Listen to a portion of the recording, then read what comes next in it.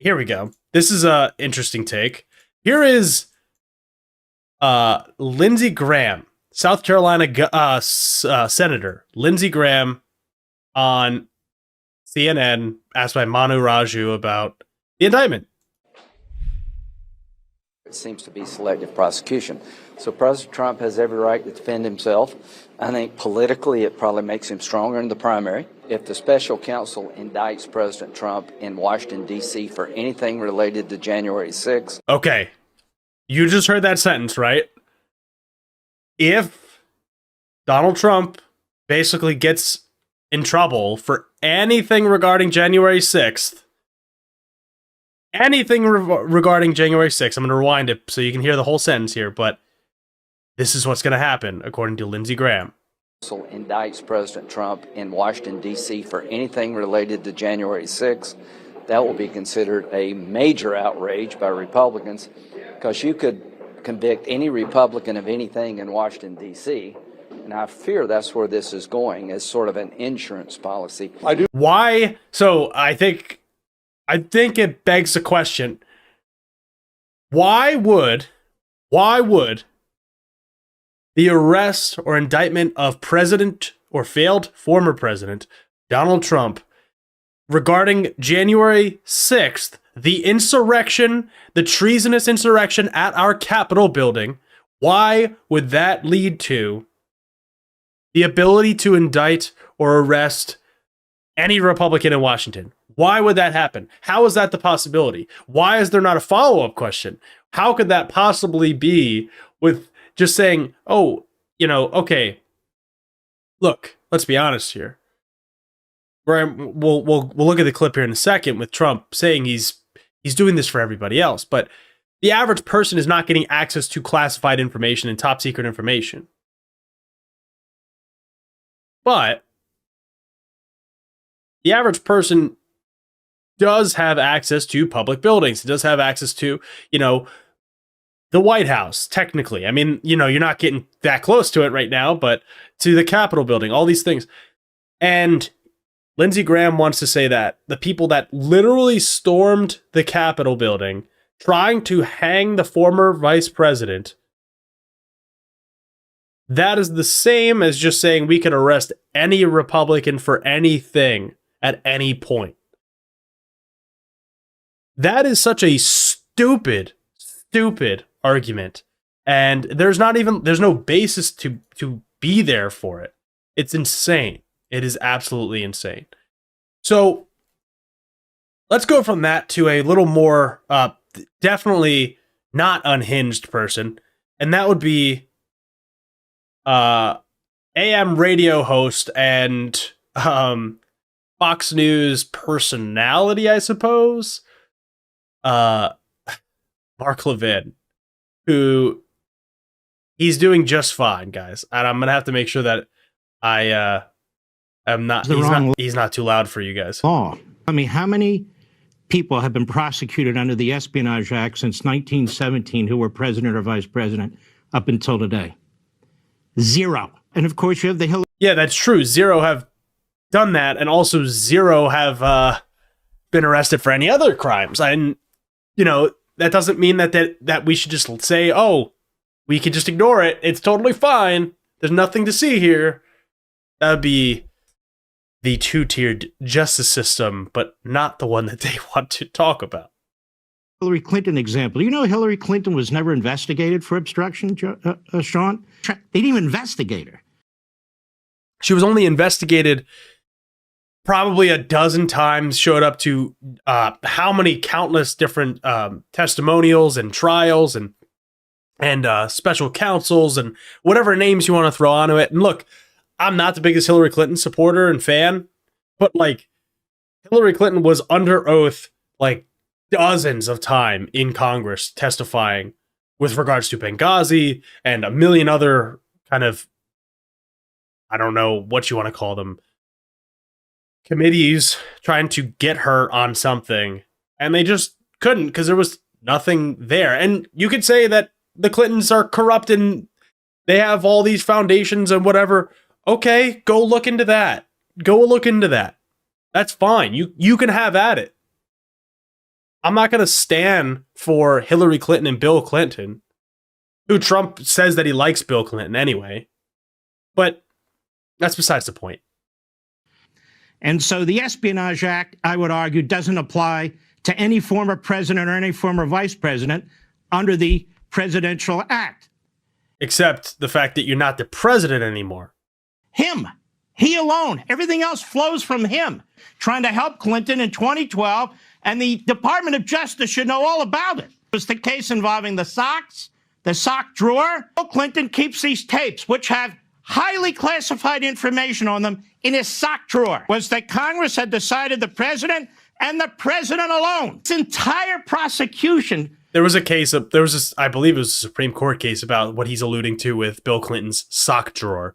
So just so you know, and Trump calls it the sock draw. Comes from the criminalization of the case. The wrong statute. The wrong statute. So you know what? These people are fascistic and Marxist. That's what. These guys are, quote, fascistic and Marxist. I'm sorry, but this is how stupid that hosts like Mark Levin think that the average American is. He doesn't think that you know, or that the average person would know what fascism is, which, okay, maybe that's the case. Maybe because as we're basically, what is it, the frogs in the boiling water? I don't know if it's frogs, but whatever. That slowly boiling water, maybe people aren't recognizing some of the fascistic natures and dictatorial and authoritarian aspects of not the Democrats, the Republican Party right now. Because guess what? Which party is banning books right now? Which party is attacking free speech right now? Which party is otherizing and being xenophobic consistently, going after LGBTQ plus people, going after immigrants, otherizing all of them, consistently otherizing Black Americans throughout the history of this country? It's not the Democratic Party, I'll tell you that. So, of course, because fascism to them, it just means being mean. Meanie. No. Fascism has core tenets to it, and we could go through it if we really wanted to and pull up I believe it's 10 points of like fascism, but it's basically nationalism mixed with xenophobia, intertwining with the economy. You know, all these different things are at play all at once, but authoritarian nature basically layered in there. And it is a, by definition, far-right ideology.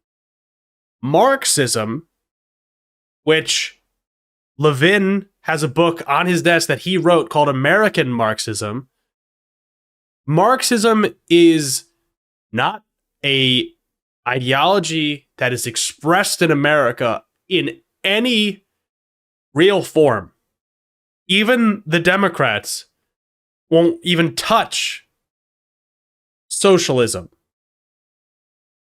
So when we talk about Marxism, which is a more broad critique of capitalism, he's not even talking about I'm sure he thinks socialism is the same as communism, which is whatever. They think you are so dumb that you think Marxism and fascism are the same thing. Even if you want to say that, like, let's just take Marxism as broad socialism. Let's just use that as the frame that we could work with. If we just say socialism is on the left, then fascism would be on the right. They're not even close to being the same. You can, by definition, cannot be a Marxist fascist. You can be an authoritarian Marxist, but it wouldn't be a fascist. There are two different things. It's the same thing with being like cultural Marxism, man. It's like, dude, that's just a dog whistle that you've adopted because you can't say the words that you want to say, which are not dog whistles and not allusions to, you know, who you think are running things. Tucker Carlson, I'm looking at you, buddy. Mark Levin, of course, being the unhinged lunatic he is, leading the way on Fox News. But he's not the only one. We have loser Mike Lindell, Mike Pillow, at Bedminster, New Jersey, at Trump's golf course. Here's what I think. Ron DeSantis and any others should just endorse our great real president, Donald Trump, and do it. The great real president, as opposed to the great fake president, Joe Biden. There are a number of people, and I should point this out to you guys because you might not have heard this. There are a lot of people, some of which are probably at Bedminster in this video, but many of them in Miami, where Trump was arrested, that believe that Trump is still the president, Biden is an actor, aka Biden, the real Biden is not alive. He's played by an actor, the same way that people thought that there was a stunt double of Hillary Clinton back in 2016, 2015 when she had heat stroke and fell over. They think that Trump is in command because the military has taken control and they're using Biden to show what it could be like so that they can elect Trump in 2024 to make sure that we can actually finish the job of making America great again. That is a type of insanity we're dealing with. But Mike Lindell, one of Trump's biggest fans, wants all of the other GOP candidates to drop out and support Trump because he is the real president. The great and real president, not the fake one. Promise you, not the fake one. Tonight. Do it right now. It's over. What this hoax of an indictment did was just solidify Donald Trump as the Republican candidate for our... That might be the case. That might be the case. For our great, for our presidents. And here's what I... That might be the case that Trump is, crowned the Republican nominee after these indictments because his sycophants and his fans don't really care about this stuff. They're just yeah, we don't care. We think it's the deep state coming after him. But of course, it's not really it. So here we have a line that I think you guys will enjoy. This is one I'm going to probably play a few times because the delivery is just impeccable. And I think you guys will enjoy it. This is how Trump feels about the case. I did everything right and they indicted me. I did everything right and they indicted me. I did everything right and they indicted me. I did everything right and they indicted me. Whiny little, you could fill in the blank. That's a old Bill Maher bit about Trump. And, Bill Maher now probably is a DeSantis guy for all I know. But whiny little baby. We'll just say that. Here's actually what Trump kind of closed his speech on. I was going to bed listening to this, so you can imagine my my nightmares.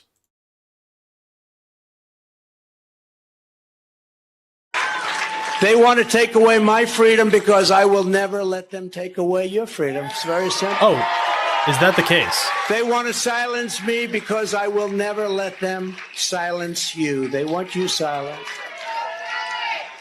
And I am... Remember, he's saying that meaning the deep state, the left, whatever you want to say, the cultural Marxists want to silence you. I don't know how. I would love to know what they think that they can't say. I would love to hear them say it.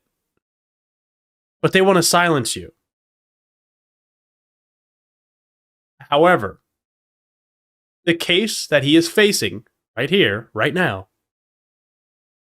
is essentially one of the most unique types of cases that one of us could ever face. Because we don't have access to classified documents. So when he's saying they're coming after you, how? Do I have classified documents that I'm refusing to give to the Library of Congress? Even after multiple requests prior to criminal charges? No, I don't. And even if I did, I would never let it get to the point where I was just denying, and keeping them because no, I need them. Keeping them in my bathroom where Trump probably takes really, quote, as he talks about Philadelphia's vote coming in, massive dumps and flushes the toilet 15 to 20 times to get his papers to go down the toilet, because that is also proven fact. No. Trump is doing it for you.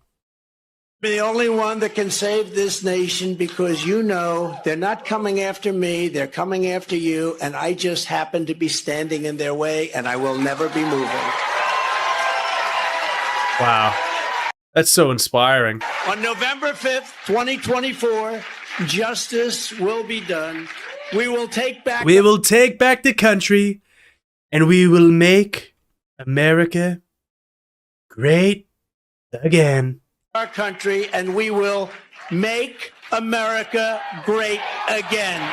Thank you. It's not that new. It's not that inspiring. There's nothing that you can't predict that he's going to say at this point, because other than, I did nothing wrong and they indicted me, because he is basically on a script with all of these things. He is getting investigated now. Well, he's been arrested twice. He's being investigated in Georgia for trying to steal the election, and he is being investigated federally for January 6th for potentially leading and inspiring an insurrection against the United States government. It was a perfect phone call. I never did anything with Vladimir Zelensky. Ukraine, all that. Perfect call. I did nothing wrong. That is usually the calling card of somebody that is innocent. Somebody that just, has to scream out they did nothing wrong. That's usually how it goes.